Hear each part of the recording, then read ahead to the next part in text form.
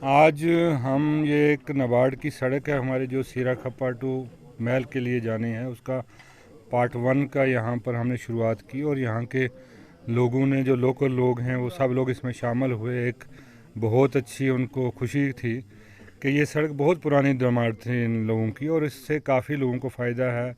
महल के लोगों को फ़ायदा है, नारी संगठ के लोगों को फ़ायदा है और यहाँ से मैं कहता हूँ कि ये चिसाना का तूलीबना एरिया से भी कभी कनेक्ट हो सकती है और जीज बगली का जो एरिया है, ब्लॉक जीज बगली का, उस 2 ब्लॉकों को भी यहाँ से कनेक्ट हो सकती है। इसका फ़ायदा यहाँ के हर एक तबका के लोगों को है और उसके लिए मैं इन सब लोगों को मुबारकबाद देता हूँ।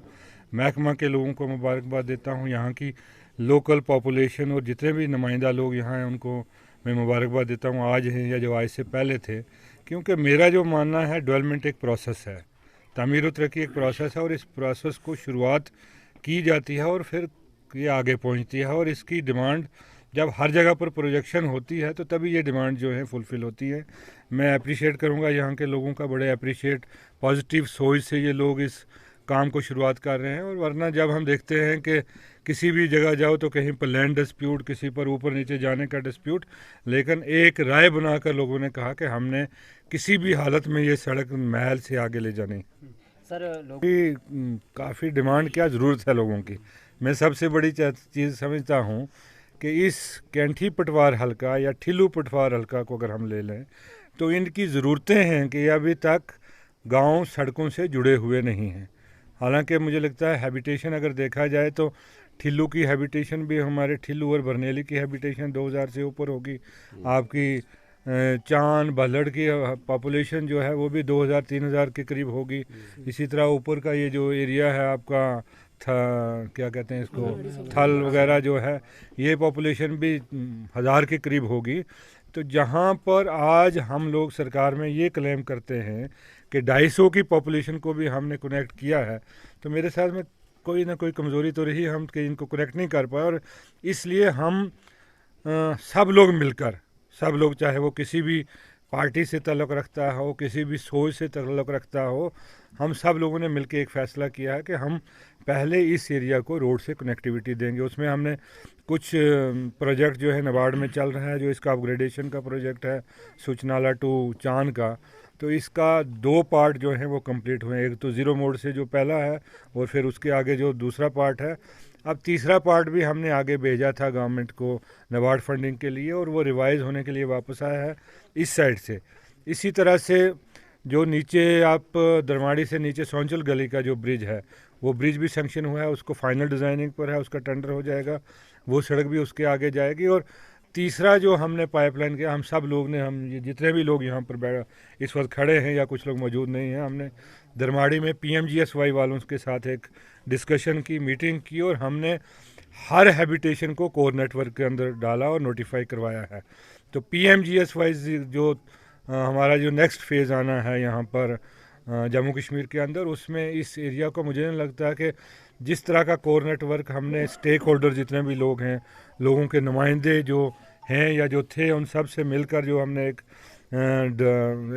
किया है, उसको चाकआउट किया है, उससे कोई हैबिटेशन आइंदा बरसों में, अब ये क्योंकि सड़क बनानी है तो सड़क तो एक दिन में नहीं बनेगी, मैं ये कहना ज़रूर यहाँ पर समझता हूँ।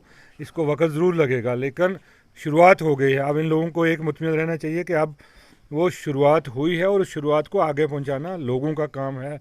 डिस्प्यूट कम डालें, शिकायतें कम करें, जो कॉन्ट्रैक्टर्स हैं उनको जो थोड़ा, और महकमे को टेक्निकली काम करना दें, क्योंकि टेक्निकली वही लोग जानते हैं कि कहाँ पर क्या चीज़ ज़रूरत है।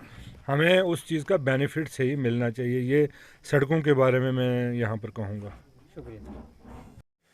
दूसरा जो यहाँ पर सब बैक टू विलेज जो है वो शुरू हो रहा है, बैक टू विलेज का फोर्स यहाँ शुरू हो रहा है। मैं गांव के लोगों को कहूँगा कि ज़्यादा से ज़्यादा उसमें पार्टिसिपेट करें, क्योंकि ये नहीं है कि मसाइल हम एक दिन उजागर करें और दूसरे दिन उसका सलूशन चाहें। हम लोगों की, जो हम पहाड़ी इलाके में रहने वाले लोग हैं, हमारी ज़रूरत है कि हम उन मसाइल को आगे ले जाएं। हमें 2 तरीके से काम करना चाहिए। इस जो रिमोट एरिया हमारा है, हमारा अनएम्प्लॉयमेंट यहाँ पर सबसे ज़्यादा है, जो नौजवान लोग हैं जो बेरोज़गार हैं, वो सबसे बड़ा मसला हमारा है। हमें ऐसी चीज़ें मांगनी चाहिए जहाँ पर एम्प्लॉयमेंट जनरेशन हो सके, जहाँ पर कल पोस्ट्स बन सकें, जहाँ पर हमारे लोगों का काम करने की आसानी हो सके। और मैं कहूँगा कि इस कैंठी पटवार हल्का के अंदर जहाँ तक मुझे मालूम है, बहुत से हैबिटेशन है जहाँ पर पावर सप्लाई नहीं है अभी तक। उसके लिए इनको प्रोजेक्ट करना चाहिए कि हमें वहाँ ट्रांसफार्मर होने चाहिए। मैं यहाँ स्कूल के पास बैठा था, वहाँ पर ट्रांसफार्मर नहीं है, काफ़ी दूर उनका ट्रांसफार्मर है। आपके थला के अंदर मुझे लगता है वहाँ ट्रांसफार्मर नहीं है। पिछली बार जब बल्लड़ में बैठे थे, ककरकुठा के अंदर बिल्कुल पावर सप्लाईज नहीं है। और इसी तरह बाकी थोड़े थोड़े घर तो काफ़ी जगहों पर होंगे जहाँ पर पावर सप्लाई नहीं है। इसके लिए भी हमने सब ने बैठकर दो तरह की एक स्ट्रेटजी बनाई। एक तो जो गवर्नमेंट ऑफ इंडिया ने जो पैसा रिलीज़ किया इस पावर सेक्टर के अंदर, उसको सही तरीके से इस इलाके के लिए हम यूटिलाइज़ करें, और लेफ़्ट आउट जो हैबिटेशंस हैं उनको पावर सप्लाई हम दे दें, ट्रांसफार्मर लगाएं। और दूसरी, हमने जो कैपेक्स बजट हमारा डिस्ट्रिक्ट का है उसके अंदर हमने सोलर लाइट्स रखी, और उस सोलर लाइट्स का ऑर्डर भी जकेडा को प्लेस हो गया है, और वो सोलर लाइट्स भी आएंगी ताकि उससे भी फ़ायदा हो सके। मैं यहाँ के लोगों को एक चीज़, तीसरी चीज़ की तरफ फोकस करने को ज़रूर कहूँगा कि तीसरी चीज़ जो सबसे इम्पोर्टेंट है, स्कूल। जो स्कूल्स हमारे हैं, कम से कम स्कूल को हमें ऑन करने की ज़रूरत है। हमें ये मानना है कि स्कूल हमारा है। उसको चलाने के लिए हर तरह की सपोर्ट वहाँ के टीचर्स को, वहाँ के जो आपका बाकी स्टाफ है या लोग, जो एजुकेशन कमेटी यहाँ पर बनी होगी, एक सपोर्टिव नेचर से जब हम एजुकेशन स्टैंडर्ड यहाँ पर बढ़ाएंगे तो उसी से हमारे मसाइल। अब बहुत कंपटीशन है, अब वो वक्त नहीं रहा कि हम 10वीं पास करेंगे और कहेंगे कि वर्ड सप्लाई स्कीम में वो डेली वेजर लग जाएगा। वो वक्त अब बहुत दूर चला गया। अब उसके लिए मेहनत करने की ज़रूरत है। इसी तरह तीसरा सेक्टर जो सबसे ज़्यादा इस बार काम करने का है, गवर्नमेंट ऑफ इंडिया का भी उस पर फोकस है, जल शक्ति के तहत जो वाटर सप्लाई स्कीम। आज तक जो वाटर सप्लाई स्कीम, मुझे याद है कि बहुत, मुझे लगता है कोई 10 साल पहले यहाँ पर वाटर सप्लाई स्कीम शुरू हुई थी, जहाँ तक मुझे याद है। तो उस वक्त जब वाटर सप्लाई स्कीम वो डिज़ाइन हमने यहाँ पर करवाई थी, वो 0 to 1 आदमी को हम 10 से 20 लीटर तक पानी देते थे। अब जो हम वाटर सप्लाई स्कीम यहाँ पर डिज़ाइन कर रहे हैं, जो की है और उसके टेंडर्स भी हुए हैं, 50 लीटर से ज़्यादा एक आदमी को कम से कम पानी इंश्योर करें कि उसको मुहैया हो सके। और उस स्कीम को जो खामी अगर रह गई हो, मैं आप लोगों से कहूँगा, यहाँ के लोगों से कहूँगा कि वो आज ही हमें बताएं, अपने नुमाइंदों को बताएं, अपने लोगों को बताएं, जहाँ नंबरदार, चौकीदार, उस्ताद, कोई और लोग हैं, कोई भी समाजी कारकुन यहाँ का है, वो उस चीज़ को आगे आके बताए। पंच, सरपंच, जितने भी हैं PRIs के लोग, और इसमें बैक टू विलेज में ख़ास तौर पर उस स्कीम्स को देखें कि वो स्कीम सही डिज़ाइन की गई है, कोई फ़र्क तो नहीं रह गया। क्योंकि इसके बाद 20 साल के बाद वो स्कीम बनेगी। एक स्कीम, वाटर सप्लाई स्कीम, 20 साल के लिए डिज़ाइन होती है। तो इन चीज़ों पर जब हम अपना चीज़ समझ के, अब हमें वो चीज़ जहन से निकालना होगा कि ये चीज़ सरकारी है।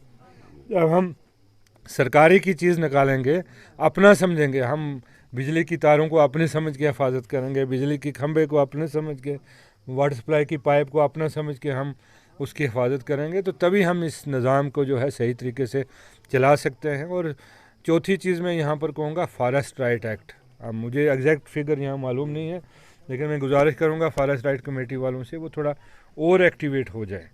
क्योंकि कम्युनिटी के लिए जहाँ पर सड़क की ज़रूरत है, वहाँ पर कम से कम उसको कम्युनिटी क्लियरेंस होना चाहिए। कहीं पर शमशान घाट में की ज़रूरत है, कहीं पर कब्रिस्तान की ज़रूरत है, कहीं पर आपको स्कूल की ज़रूरत है। और गवर्नमेंट ऑफ इंडिया और जो फॉरेस्ट राइट एक्ट है वो उसमें तरजीह देता है कि कम्युनिटी राइट्स को पहले दिया जाए। इसलिए आप ही यहाँ से भेजें, और जहाँ पर ये चौधरी मखना साहब हमारे सब डिवीज़न लेवल के वहाँ पर मॉनिटर करते हैं, जो कमेटी है, जो SDM साहब के लेवल की कमेटी है, तो इनको बताएं आप, ये कम से कम उधर उसको पुश करें, उन केसेस को पुश करें जो इंडिविजुअल केसेस भी यहाँ से आए हैं, ताकि लोगों को उस एक्ट का भी फ़ायदा जो है लोगों को मिल सके। सर, डेली वेजर जो है सड़कों में, क्या कुछ कहेंगे? डेली वेजर्स के साथ मैं कहूँगा एक बहुत बड़ी नाइंसाफ़ी है, जो वाटर सप्लाई स्कीम के हों, बिजली के हों, फॉरेस्ट के डेली वेजर्स की मैं बात करूँगा, मैं NHM के जो वर्कर, जो हेल्थ वर्कर्स, हमारे बेसिक हेल्थ वर्कर्स हैं, उनकी बात करूँगा, नरेगा के जो बेसिक वर्कर्स हैं उनकी बात करूँगा। एक सरकार कहीं ना कहीं इन चीज़ों को, मुझे लगता है कि बहुत लाइटली मैं नहीं कहूँगा, मुझे लगता है कि ठंडे बस्ते में डाला हुआ है उन्होंने। क्योंकि बेसिक जब मैं गांव के अंदर देखता हूँ, अगर आज भी मैं आपको हकीकत बताऊँ, तो मैं एक एसपीओ को प्रेफरेंस करूंगा एक सब इंस्पेक्टर से। इस एरिया में जब मिलिटेंसी थी तो मेरे एसपीओ ज़्यादा लड़े उस वक्त, जो एसपीओ थे उन्होंने ज़्यादा फाइट किया, वो ज़्यादा फ्रंट पे गए हैं। तो इसी तरह जो हमारे पानी के डेली वेजर्स हैं, अगर वो ना हों तो हमारी स्कीमें नहीं चल सकती। हमारा कोई जितना मर्जी आप जल शक्ति में पैसा दे दें या किसी और चीज़ में दे दें, जब तक उसका ऑपरेशनल स्टाफ उसको मेंटेन नहीं किया जाएगा वो नहीं चल सकती। इसलिए आज भी ये लोग सुबह उठ के, जब इस वक्त असूज का महीना है, उठ के जाते हैं और अपनी लाइन को पहले क्लियर करके लोगों को पानी मुहैया करते हैं। लोगों से डांट ये खाते हैं, पीआरआई से डांट ये खाते हैं, अपने महकमे से ये डांट खाते हैं, और इतने सालों से ये काम कर रहे हैं। और ये नहीं है कि कोई फालतू में लगे हुए हैं, वही किसी काम पर लगे हुए हैं। तो मुझे लगता है नाइंसाफ़ी है कि उनको अभी तक उनके लिए कोई स्कीम प्रॉपर जो है वो कंसीव नहीं की गई है। इसी तरह बिजली के अंदर एक एक आपका कैजुअल लेबर 4-4 ट्रांसफार्मर यहाँ पर चलाता है। तो इतना काम जब वो कर रहा है तो उसको परमानेंट रेगुलाइज करना चाहिए। अभी तक 1 साल से हम सुन रहे हैं कि उनके लिए स्कीम बनाई जा रही है, आज कागज़ दे दो, कल दे दो। मुझे नहीं लगता कि अभी फाइनल कोई चीज़ आई है। और मैं ये भी कहूँगा कि जो हमने ट्रांसफार्मर्स बहुत लगाए सौभाग्य स्कीम में, मैं प्राइम मिनिस्टर साहब का शुक्रिया अदा करता हूँ, लेकिन उसका ऑपरेशनल स्टाफ भी तो होना चाहिए। जब तक ट्रांसफार्मर को चलाने वाला नहीं होगा तो यहाँ जो नीचे क्या कहते हैं उसको, जो ट्रांसफार्मर लगा है जलाऊ से लेकर, जलाऊ में एक ट्रांसफार्मर है, दूसरा यहाँ इस मोहल्ले में आगे ट्रांसफार्मर है, तो उसको तो पूरा दिन इसको चलते में ही लग जाएगा अगर वो मेंटेन करने की कोशिश करेगा। इसलिए और स्टाफ लगाने की यहाँ पर ज़रूरत है। फॉरेस्ट के अंदर फॉरेस्ट का जितना भी प्रोटेक्शन कर रहे हैं, हमारे फॉरेस्ट के डेली वेजर कर रहे हैं, प्लांटेशन जितनी कर रहे हैं वो उस चीज़ को क्लोजर्स को मेंटेन कर रहे हैं। इसी तरह एनएचएम अगर के स्कीम के तहत लोग नहीं लगे होते, मुझे नहीं लगता कि वैक्सीन भी किसी जगह पर हो रही होती, बेसिक चीज़ें भी हो रही है। हमारे पास बहुत सा स्टाफ कम है। अब जो नया यूनियन टेरिटरी बनने से जो हमारे पर एक्ट जो लागू हुआ, फार्मास्यूटिकल जो है पैरामेडिकल का एक्ट लगा, अब तो फार्मासिस्ट की पोस्ट ही नहीं है हमारी, तो यही नर्सें बेचारी चलाती हैं। वही हमें, मैं कहूँगा प्राइम मिनिस्टर साहब ने एक बार इनिशिएटिव लिया था कि हम हर मेडिकल एक सेंटर को एक वेलनेस सेंटर में होना चाहिए, वेलनेस सेंटर बनना चाहिए। मुझे लगता है कि यहाँ पर थोड़ी कमज़ोरी, अभी वो वेलनेस सेंटर वहाँ तक कंसीव नहीं हुए जहाँ पर आपको एक डॉक्टर और मेडिकल असिस्टेंट के बीच का एक स्टाफ मुहैया करना था, आपको योगा इंस्ट्रक्टर मुहैया करने थे जो हेल्थ जो उसका ध्यान रखते। बहुत सी चीज़ें यहाँ हेल्थ सेक्टर के अंदर भी करने की ज़रूरत है, उन लोगों के, उनके मुलाजमों का भी ध्यान रखने की ज़रूरत है। इसी तरह जो हमारा ये रूरल डेवलपमेंट का स्टाफ है, नरेगा का, जो नरेगा स्कीम के तहत कॉन्ट्रैक्चुअल लगाया गया था, जब वो 10-10, 12-12 साल से, या रहबरे सेहत, रहबरे क्या नाम है इसका, जंगलात, रहबरे ज़रात, इन सब को अब रहबर से ज़्यादा इनको अब कम से कम एक प्रॉपर सर्विस के उस मेनू में लाना चाहिए, मुझे लगता है। थैंक यू अहमद जी। असलियत में मैं एजाज साहब के साथ यहाँ पे कैंठी में रोड का इनॉग्रेशन करवाने के लिए आया था। तो ये रोड जो है ये तो बहुत अच्छी रोड बन रही है, क्योंकि यहाँ पे जैसे हमने अभी सरपंच साहब से यहाँ पता किया तो कम से कम 5-6 हज़ार पॉपुलेशन जो है उसको ये कनेक्ट कर रही है। तो बहुत अच्छी रोड चल रही है, अच्छी रोड की शुरुआत हुई है। उसके अलावा एक रोड और है, और उसके अलावा भी 2-3 रोडें जो है वो स्टार्ट होने वाली हैं। एजाज साहब ने बहुत अच्छा काम किया इस एरिया में।